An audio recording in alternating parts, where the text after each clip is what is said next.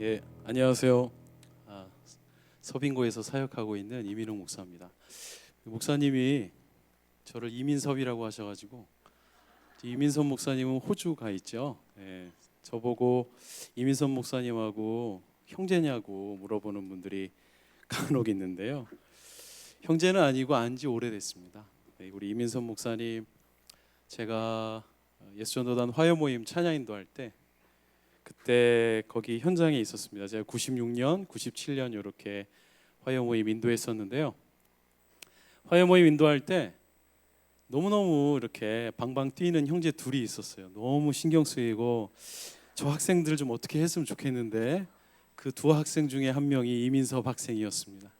네, 그 또 옆에서 같이 뛰던 학생이 아실 분들은 아실지 모르겠지만 심영진 학생이라고 지금 이제 여러분이 좋아하시는 많은 찬양을 또 작곡한 그런 사람들이 되었죠. 얼바인 온누리교회 지금 전임 찬양 인도자로 가 있고요.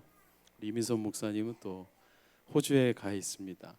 느닷없이 사진이 나왔는데 제가 알래스카에서 이제 한국으로 복귀할 때 중간에 저게 캐나다 접경 지역에 있는 곳인데요. 너무 그림이 예뻐서 그냥 사진 한 컷 찍었는데 저희 호텔입니다. 근데 저 비싸서 저기서 못 자고 그 건너편에 있는 80불짜리에서 자고 사진만 찍어서 제 배경화면에 올려놨는데 이 수색 능력이 대단하십니다. 양지호늘이 저 어떻게 구하셨지?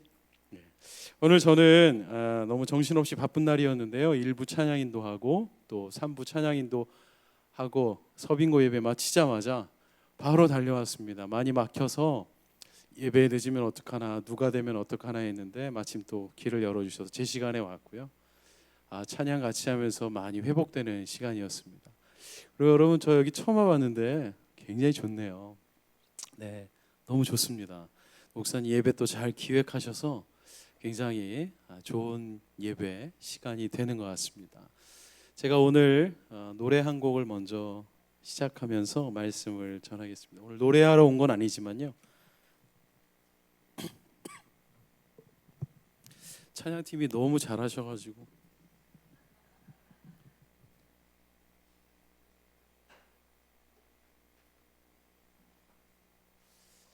오늘 설교 제목에 해당하는 노래가 한 곡 있어서 같이 나누겠습니다. 제 노래는 아니고 꿈이 있는 자유에 지금 LA에서 목회하시는 정정원 목사님이 만드신 노래인데요.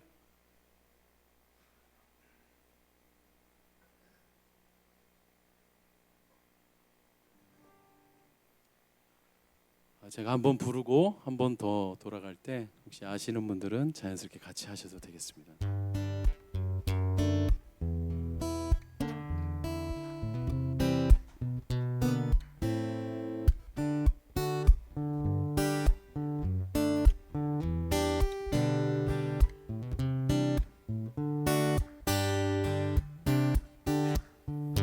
내가 살아가는 이유는 주님 때문이라. 내가 여기 있는 이유도 주님 때문이라. 내가 살아가는 이유는 주님 때문이라. 내가 여기 있는 이유도 주님 때문이라. 주님 언제나 내 안에, 내가 주님 안에 온전히 하나 되어서 주의 영상 되리. 내가 살아가는 이유는 주님 때문이라. 내가 여기 있는 이유도 주님 때문이라.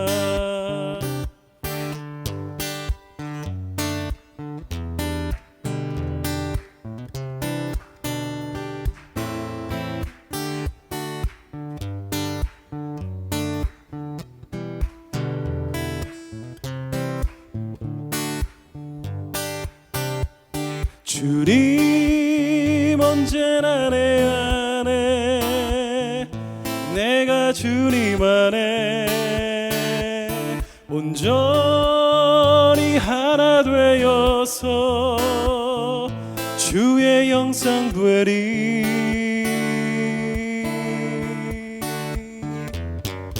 내가 살아가는 이유는 주님 때문이라. 내가 노래하는 이유도 주님 때문이라. 내가 살아가는 이유는 주님 때문이라.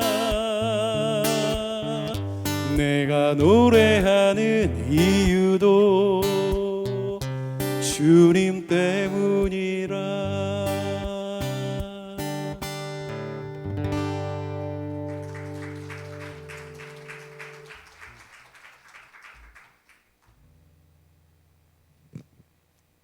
어색하기 짝이 없습니다. 네, 제가 목회하면서 또 성경 공부 인도할 때가 있거나 또 말씀 전할 때가 있으면 이렇게 종종 청년들이나 학생들한테 물어봅니다. 성경 창세기 하면 뭐가 생각납니까? 물어봅니다. 그러면 10이면 19 거의 대부분 비슷한 대답을 합니다. 여러분들도 얼굴 표정에서 그걸 이야기하시는 것 같습니다. 창세기 하면 가장 먼저 떠올려지는 그림, 가장 먼저 생각나는 단어가 있으시죠? 그게 바로 창조입니다. 창조. 창세기 하면 창조부터 생각나죠. 교회를 안 다니는 사람도 창세기 1장 1절은 절대로 암송하고 다니기 때문에 그건 웬만하면 다 합니다. 그런데 문제는 창세기가 천지 창조만 있는 게 아니라 수많은 이야기가 있는데 우리가 그것만 알고 있습니다. 3장부터는 잘 안 읽기 때문에 천지 창조만 생각이 나는 겁니다. 저도 그랬습니다. 그런데 창세기 전체가 50장이라는 사실을 알고 나서, 그리고 또 그 긴 책의 12장이라는 서두부터 마지막 50장까지 전체 책의 4분의 3이 넘는 분량을 창조 이야기가 아닌 어떠한 사람 이야기로 가득 채우고 있는 걸 보게 됩니다. 그것도 아브라함이라는 한 사람, 그리고 그의 아들 이삭, 그의 아들 야곱, 그의 아들 요셉, 이렇게 한 가족 이야기로만 성경 전체의 첫 번째 책의 반이 넘는 분량을 그 가족 이야기만 하고 있습니다. 제가 이 사실을 알고 나서 이런 묵상이 가능해졌습니다. 하나님의 관심은 천지 창조에도 엄청나게 있으셨지만 그 모든 천지 창조가 과연 누구를 위한 것이었는가? 누구 때문에 이 세상이 만들어지고 누구를 위한 선물이었던가? 하나님의 관심은 그 안에서 살도록 생명을 허락하신 사람에게 있다는 것을 알게 됐습니다. 요즘 사람에게 가치가 있다, 관심이 있다 이런 얘기하면 상당히 위험한 때가 됩니다. 수많은 다양한 변종 이단들이 득세하면서 인간의 가치를 굉장히 부각시키고 있기 때문이죠. 그러나 성경은 단순하게 하나님이 한 가족 이야기를 집중적으로 하신다는 것, 그리고 그 전체 창세기 50장 중에 38장이나 되는 분량을 그 가족 이야기로 가득 채우고 계신다는 것은 부인할 수 없는 사실입니다. 그래서 창세기 마지막 장 마지막 절이라고 말하는 창세기 50장 26절에 가면 요셉이 110세가 되어 죽음에 사람들이 그의 몸에 향 재료를 넣고 애굽에서 입관했다. 그리고 끝납니다. 뭐 이렇게 끝나지? 뭐 좀 드라마틱하게 끝날 것 같은데, 한 사람이 나이가 돼서 죽었다. 그리고 그 사람 관에 향 재료를 넣고 입관했다. 그리고 그리고 끝납니다. 천지를 창조하시니라 오르릉 쾅쾅 시작했던 어제 소나기처럼 그렇게 시작했었던 것 같은 그러한 창세기가 끝날 때는 사람이 나이가 되었고 그가 나이가 돼서 죽었는데 입관했다. 그리고 끝납니다. 저는 종종 장례 예배를 갈 때마다 그 성경 구절로 장례 입관 예배를 인도합니다. 하나님의 관심은 그 사람의 마지막 어디까지 들어가는지 관심이 있습니다. 그리고 우리는 창세기 50장 27절, 28절, 29절이 쓰여졌다면 아마도 한국 땅에 살고 있는 어느 형제, 내가 사랑하는 그 아들, 딸이 나이가 되어 성실하게 나를 섬기다가 그 땅에서 죽었고 가족들이 입관하였다는 것을 우리가 액츠 29를 계속 써가듯이 그렇게 오늘도 계속 써가시도록 만들어 놓으신 틀이 아닌가 생각합니다. 하나님께서 사람에게 관심이 있다. 그의 인생에 지대한 관심이 있고 지독한 관심이 있다는 사실을 저는 잘 받아들일 수가 없었습니다. 저의 어린 시절의 모든 생활, 모든 삶의 색깔이 그 누구도 나에게 관심 없음이었습니다. 잿빛이었습니다. 아무도 나 같은 것에는 관심 가지지 않을 것이다. 오늘 말씀에 보면 아브라함부터 이삭, 야곱, 요셉에 이르기까지 내 아버지, 나, 내 아들, 그리고 그 아들의 아들 같은, 혹은 우리 할아버지, 그리고 내 아버지, 그리고 나, 내 아들 같은, 혹은 나로부터 신앙이 시작됐다면 나, 내 아들, 내 아들의 아들, 그 아들의 자손에게까지 하나님의 관심이 이어진다고 성경이 말씀하고 있는데, 저는 제 인생을 되돌아봤습니다. 언제부터 하나님이 우리 가족에게 관심 있게 찾아오셨나? 저는 어렸을 때 네 형제 중에 막내로 태어났는데요. 막내는 특징이 있는데 집안 돌아가는 꼴을 잘 모른다는 데 특징이 있습니다. 나 혼자 열심히 삽니다. 말씀 비우고 뒷감당을 누가 하는지도 잘 모르고 살죠. 저희 형은 형제가 둘이고 누나가 둘인데 저희 형님은 큰아들이기 때문에 세상 돌아가는 것을 너무 빨리 깨달았습니다. 무조건 참아야 되는 법을 배워야 됐고 아버지가 어떤 인생을 살아왔는지를 혼자 추적하는 일까지 했습니다. 형에게 들은 얘기입니다. 저도 어렸을 때 그 기억이 나는데 저희 아버지와 어머니가 각각 다른 동네에서 살던 청춘 남녀였는데 아버지 머리가 많이 똑똑하셨던 분이었다고 합니다. 그런데 아버지 가족, 아버지의 집안 전체가 공부에 대해서는 아무런 중요한 가치를 모르는 집안이었기 때문에 공부를 가르치지 않았습니다. 심지어는 학교 선생님이 밭일하러 가실 때면 저희 아버지를 불러다가 나머지 좀 가르쳐라 애들, 같은 반 학생이었는데 그렇게 맡기고 갈 정도로 명석한 두뇌가 있었다고 합니다. 근데 거기까지였습니다. 집안이 공부에 대해서는 관심이 없는 집안이었기 때문에 결국 저희 아버지는 밭일을 하기 시작했고 그러다가 팔을 다쳤습니다. 팔을 다쳤는데 차렷을 하면 똑바로 차렷이 안 되고 한쪽 팔이 이렇게 튀어나오는 제때 시술하지 못해 그대로 굳어버린 형태가 됐습니다. 그것 때문에 군대도 가지 못했고 나중에 사회생활할 때 군대를 갔다 오지 못했다는 게 얼마나 큰 불이익으로 작용하는지 그때는 몰랐습니다. 저희 어머니 그 당시만 하더라도 하인이 있는 그런 좀 부유한 집에 살았었다고 합니다.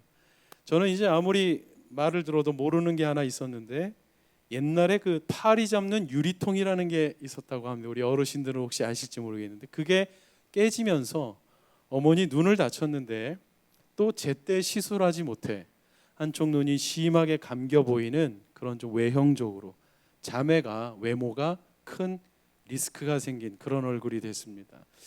마찬가지로 어머니가 혼기가 다되었고 좋아하는 오빠가 있었대요.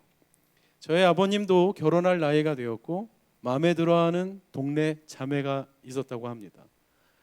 그런데 양가 집안에서 병신이 어디 가서 누구랑 살려고 하느냐, 병신은 병신들끼리 결혼해라, 억지 중매를 시켜줬고 두 분은 어쩔 수 없이 결혼을 합니다. 그런데 옛날 어른들 기본적인 자손 종족 보존의 원칙에 따라 자녀를 4명 낳으셨는데 제가 마지막까지 4번째로 태어나게 되었죠. 저 어렸을 때 기억이 저희 집안이 화목하지 못했습니다. 아버지가 그러한 몸 상태로 머리는 똑똑했지만 학력도 없고 몸도 거의 준장애인 정도에 되는 몸을 갖고 있으니까 할 수 있는 게 없었습니다. 결국은 동네 친구들이 무허가 이발소를 같이 하다가 적발돼서 불이 나게 도망 나온 게 서울이었고 거기서 또 먹고 살아야 되기 때문에 아무데나 일단 취직을 한 게 학교 총소부로 일을 시작하게 됩니다. 지금은 이해를 합니다. 온갖 복잡한 상황이었겠죠. 그러니 아버지의 그 외로움과 어려움과 여러 가지 우울함을 달랠 수 있는 친구는 소주밖에 없었습니다. 아버지는 늘 고주망태기가 돼서 늘 만취한 상태로 집에 늦게 들어오셨고, 저희 자녀들은 자다 말고 일어나 앉아 다리가 저린 상태가 지나서 아예 감각이 없어질 때까지 무슨 말인지 모르겠는 얘기로 밤을 새우고, 담배 연기 때문에 폐가 안 좋아질 때까지 그렇게 한탄과 하소연을 들으며 자라야만 했었습니다. 그때까지만 하더라도 저의 그 모든 이 세상을 향한 빛깔은 아주 어두웠습니다. 나는 왜 이런 데 태어났고 내가 뭐하러 살고 있으며 왜 우리 집은 이렇게 진절머리 나도록 가난하고 불행한가? 이게 온통 저의 어렸을 때 머릿속에 가득 차있던 생각이었죠. 게다가 아직도 기억나는 장면, 옛날에 쌀이 있는 그 뒤주, 쌀통 이렇게 열고 쌀을 푸잖아요. 근데 그 바가지가 긁는 소리가 나면 쌀이 없는 겁니다. 그날 긁는 소리가 많이 났습니다. 어머니와 누나들이 앉아서 펑펑 울던 장면이 어릴 때 생각이 납니다. 먹을 것도 없구나, 집에 굶어야 되는구나, 그러고 있을 때 낯선 동네 아주머니들이 저희 집을 찾아왔습니다. 그때 당시 저는 6가구가 함께 모여 사는 달동네에 살고 있었는데, 그 아주머니들이 비닐봉지에 무언가를 들고 찾아와서 애기 엄마 부릅니다. 저희 엄마를. 그랬더니 이거 받아요 합니다. 저희 어머니가 이걸 어떻게 받습니까? 이렇게 귀한 걸 어떻게 받습니까? 라면이었어요. 여러분, 그 당시에 1960년대 말에 라면은 엄청나게 귀한 음식이었죠. 이걸 어떻게 받습니까? 받으라고. 그분들은 뭐하는 아주머니들이었나 했더니 마리아 여전도회였어요.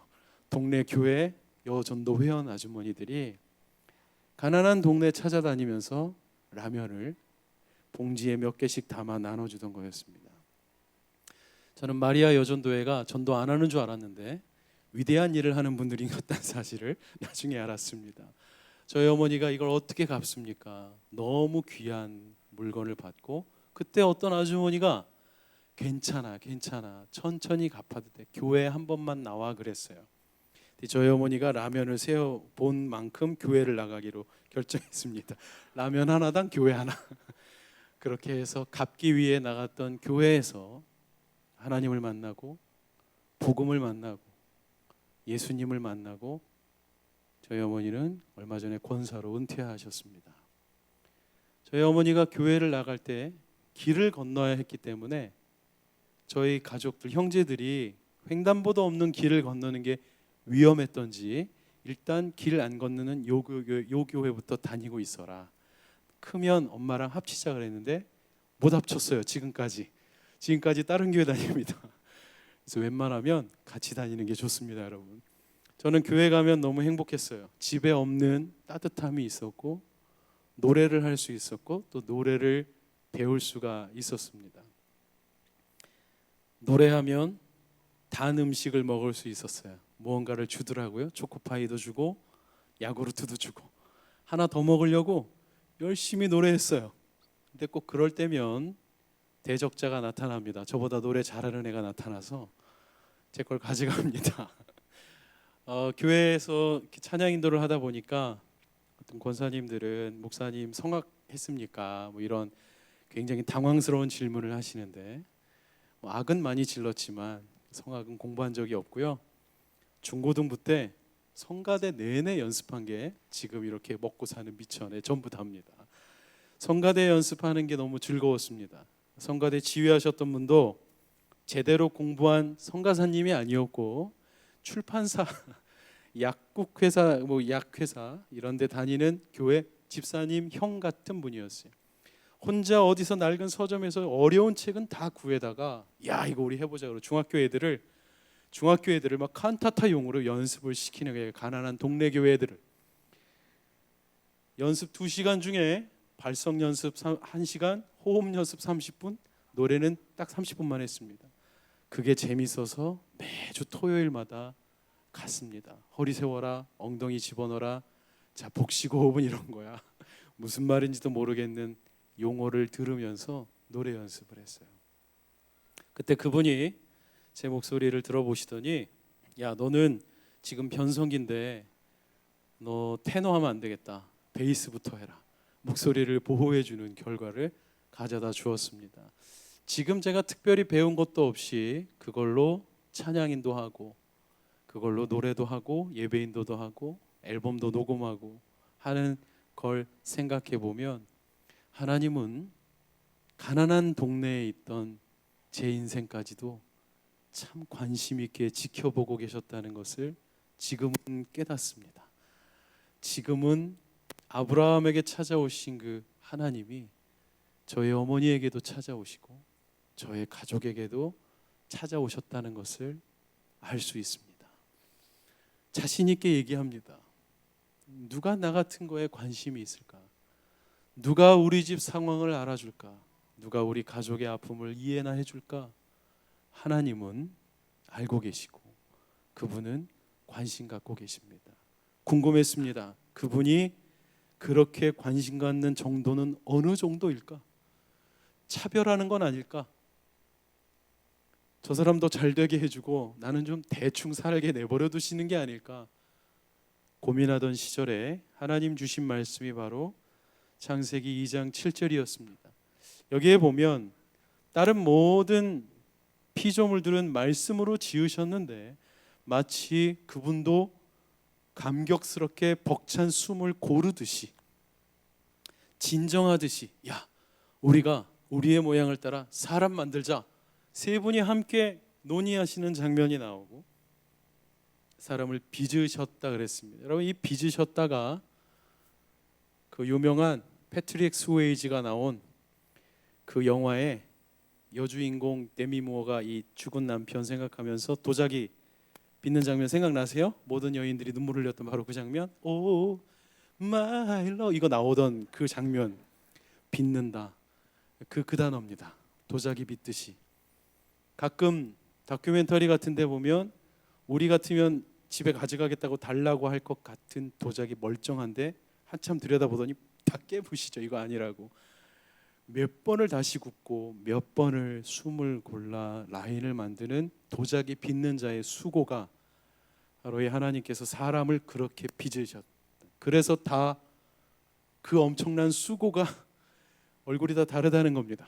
똑같지 않다는 겁니다. 신경 쓰셨기 때문에 찍으면 편한데 그렇게 아니하시고 다 똑같이 작은 것 같은데 그것도 몇 미리 차이 나게 하시고 그렇게 만드신 수고. 그런데 그 모든 게 조화를 이루는 그 수고.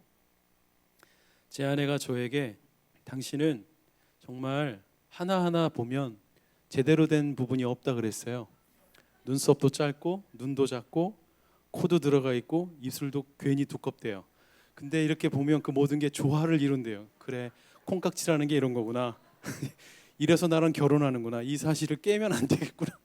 실체를 보게 되면 내가 잘못 살았나 보다. 이렇게 되기 때문에 이게 하나님 은혜구나. 조화롭게 보이는 것, 굴곡진 게 다른 것 같지만 그 선이 아름다워 보이는 것, 이게 하나님 은혜구나. 근데 하나님 이렇게 빚고 나서 가만히 내버려 두신 게 아니라 이 코에다가 생기를 불어넣으셨다고 하는데, 제가 하나님이 누구신지 잘 모를 때 하나님에 대해서 어떻게 생각했냐면 생기를 불어넣어서 뭐 이렇게 했겠지. 왜냐하면 전능한 신이니까, 퍼펙트하니까. 슈퍼맨 같은 거 보면 힘들이지 않고 모든 걸 다 움직이잖아요. 하나님 저보다 더 하실 텐데 뭐 수고하셨겠나 생각했습니다. 그런데 하나님이 우리의 코에 숨을 불어넣어 주신 게 전능하니까, 슈퍼내추럴하니까 대충 하신 게 아니라는 것을 한 영상을 통해 눈치채게 됐는데요. 그 짧은 영상 한 토막을 지금 같이 한번 보시면 좋겠습니다. 조금만 더. 옳지, 옳지, 옳지, 옳지, 옳지. 자, 조금만 더. 공들여왔고 기다려온 아기와의 만남. 숨 한 번 가라. 오승희 씨는 이제 고통을 통해 그 만남을 시작합니다. 더 주세요. 되게 쭉 주세요. 되게 쭉. 더. 어우 잘하신다. 어우 잘하신다. 시험관 시술 첫 시도 만에 아기를 갖는 행운을 얻은 승희 씨. 조금만 더 하시면 돼요. 조금만 더. 하나, 둘, 셋. 승희 씨는 이렇게 쭉. 조용히 고통을 인내합니다. 이게 쭉 미세요. 쭉 미세요. 조금만 더. 옳지, 잘하십니다.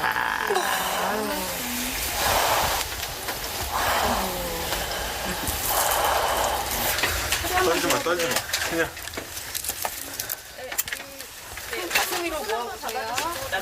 출산이 임박하자 오승희 씨가 분만실로 홀로 이동합니다. 한 번에 두 아기를 낳는 쌍둥이 출산은 일반 출산보다 더 위험합니다. 그래서 응급 상황에 대비해 남편은 분만실에 들어갈 수 없습니다. 옳지. 팔은 옆에. 지금 아파요. 한 번의 출산으로 두 아기와 만나는 순간은 기쁨도 클 테지만 그만큼 고통도 클 겁니다. 오른쪽으로 좀 가봐. 자신도 모르게 두려움에 몸을 떠는 승희 씨.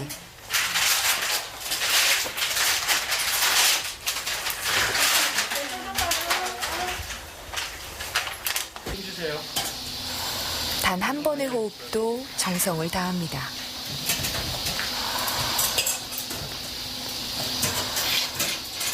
꾹, 옳지. 바로 밀게. 조금만 더. 자, 마지막이다. 쭉 밀게. 옳지, 조금만 더. 지난 4년간 기다린 아기들을 만나기 위해 오승희 씨는 엄마로서 사력을 다합니다. 쭉 미세요. 끊지 말고, 끊지 말고, 끊지 말고. 0시 10분에. 초등이 딸이시네.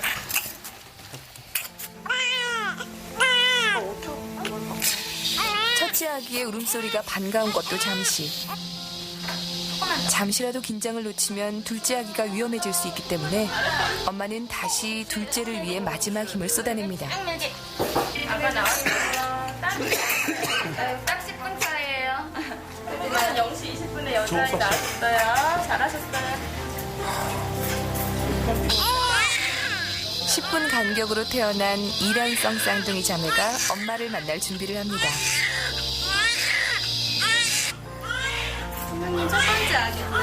고개를 한 번에 돌리지 못한 승희 씨.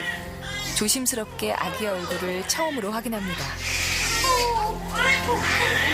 첫 번째 아기고요. 애기 확인해 드릴게요.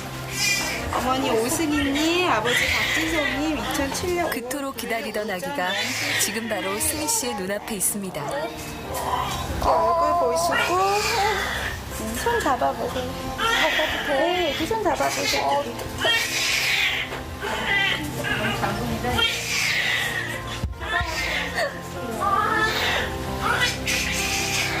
작은 손을 잡아보고 나서야 엄마는 드디어 자신의 아기를 만났음을 실감합니다.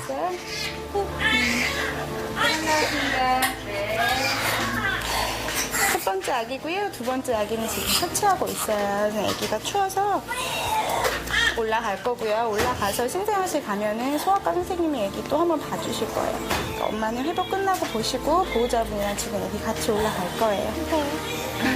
얼굴 한 번 더 보실게요. 너무 예쁘죠? 아가 인사하세요. 이자 보자 하고. 지금 바로 올라갈게요. 둘째랑 잠깐 이렇게 촬영 하나만 같이 해주세요. 성모분, 아유 너무 고생하셨어요. 너무 잘나셨어요. 네, 꺼지 좀 내주세요. 성모분 여기 근육 주사 제가 하나 놓을 거예요. 예. 첫 번째 아기예요. 보이세요? 보이세요? 잠시 후 두 번째 아기가 승희 씨를 만나러 왔습니다. 자, 여기 발치 보세요. 보이세요? 두 번째 여자가 오승희님, 남편분 박진성님, 2007년 5월 9일 오전 0시 20분 여자가라서 분홍색 확인하셨어요? 아기의 모습을 더 자세히 보고 싶습니다. 보이세요? 여기 이제 시생아실 갈 거고요. 여기 상태는 지난 4년 동안 아기가 없어 마음고생이 심했던 승희 씨. 이제 두 딸의 엄마가 됐습니다. 그래서 엄마 애기한테 한마디만 할게요. 일단 들어가요. 말을 못해. 가도 될까요? 어떤 어떤 말도 이 순간을 표현할 수 없습니다.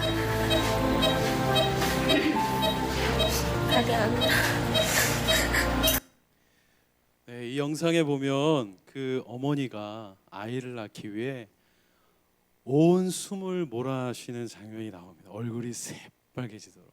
제가 들은 얘기입니다만은 어떤 분이 허리 아파서 아기 한 명 더 낳았다고 이렇게 얘기하시는 장면, 그 얘기를 들었을 때 이해가 안 갔어요. 저게 무슨 말일까? 허리가 아픈데 왜 아기를 또 낳지? 근데 어떤 분이 그러시는 거예요. 엄마가 아이를 자연분만할 때 얼마나 힘을 많이 주냐면 뼈가 잠시 떨어졌다가 붙을 정도로. 그래서 다시 붙을 때 제자리를 찾아간다는 거예요. 얼마나 힘을 주어야 그렇게 될까? 얼마나 숨을 몰아쉬어야 생명이 탄생하는 것일까? 저는 하나님이 우리 인간에게, 저에게 내가 살아갈 수 있도록 숨을 불어넣어 주신 수고는 저 어머니의 몰아쉬는 숨과 같았을 것이다. 저분을 통해 알게 됐습니다. 그냥 대충 살아라 하고, 지금도 여러분 제 얘기를 들으면서 코로 숨 쉬고 계시잖아요. 들락날락.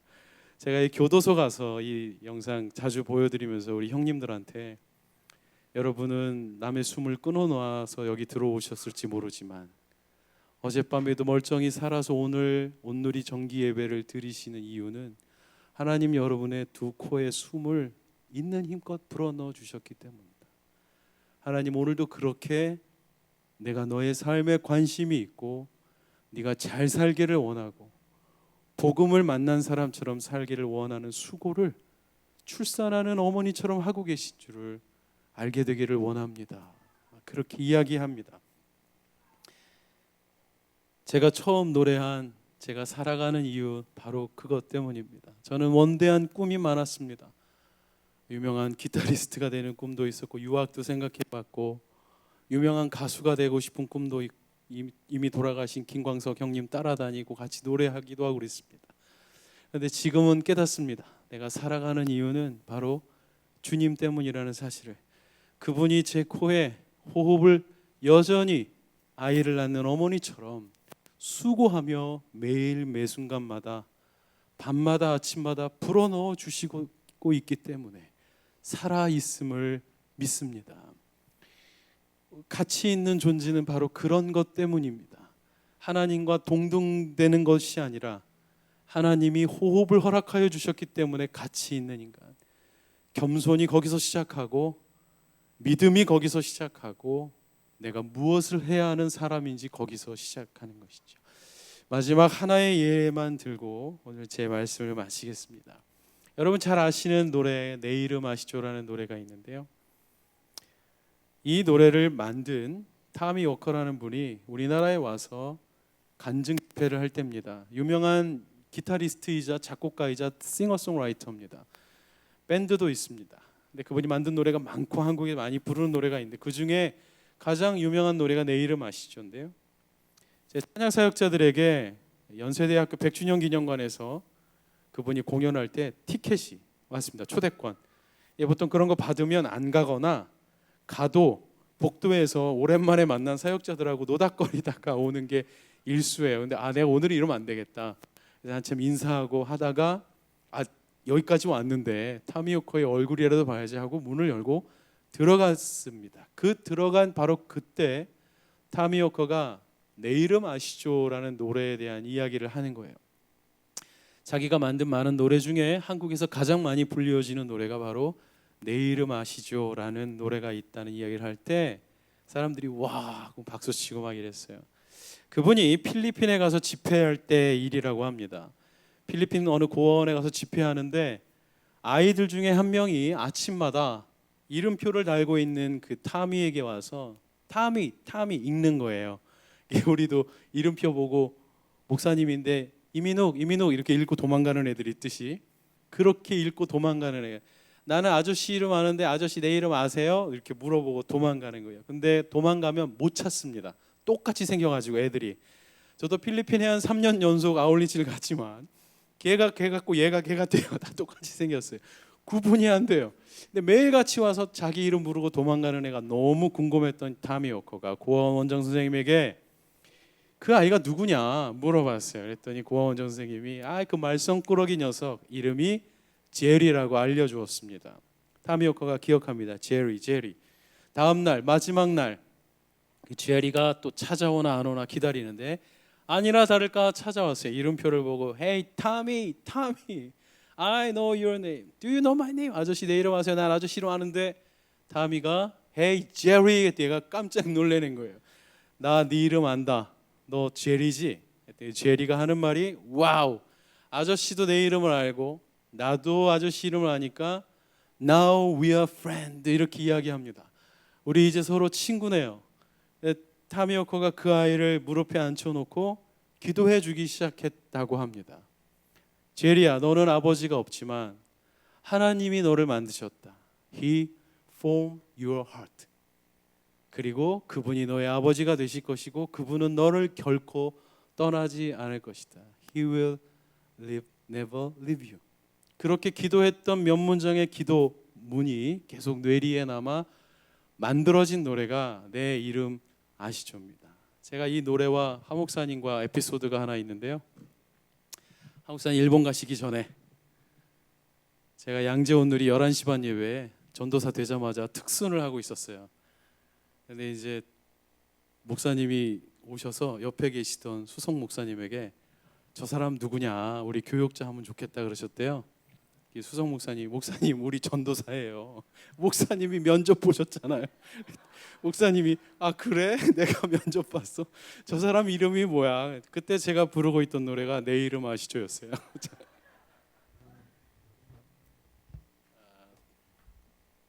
우리 모두 이름이 있습니다.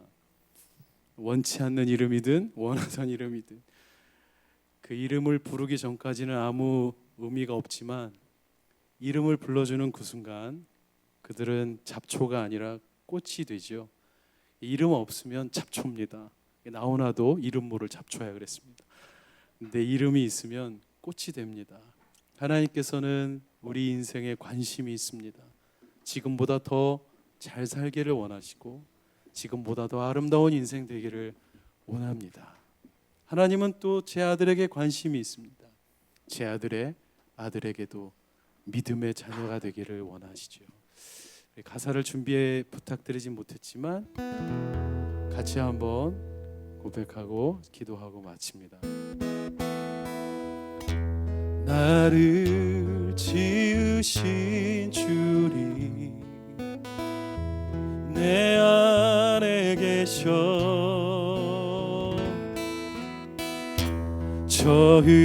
처음부터 내 삶은 그의 손에 있었죠. 내 이름 아시죠. 내 모든 생각도 내 흐르는 눈물 그가 닦아주셨죠.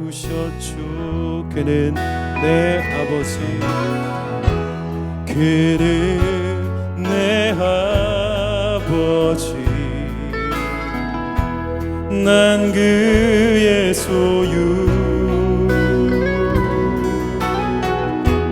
내가 어딜 가든지 날 떠나지 않죠. 내 이름 아시죠. 내 모든 생각도